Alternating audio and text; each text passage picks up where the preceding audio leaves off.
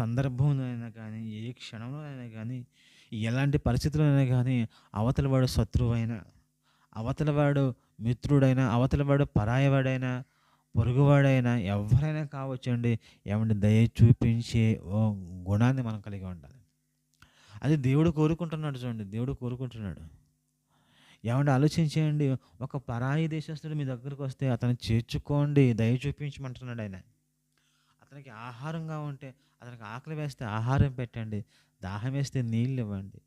అతను పరదేశిగా ఉంటే అతన్ని చేర్చుకోనండి అని చెప్పేసి అంటున్నాడు అంటే మీరు అర్థం చేసుకోవాలండి. దయ చూపించేవాళ్ళుగా తన పిల్లలు ఉండాలని దేవుడు కోరుకుంటున్నాడు గదా!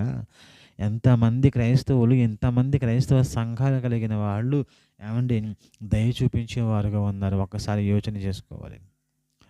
నువ్వు బస్సులో ప్రయాణం చేస్తూ వెళ్ళిపోయినా, నువ్వు స్కూల్‌కి వెళుతూ ఉన్నా, కాలేజ్‌కి వెళుతూ ఉంటున్నా, పనికి వెళ్ళిపోతున్నా, ఫ్యాక్టరీకి వెళ్ళిపో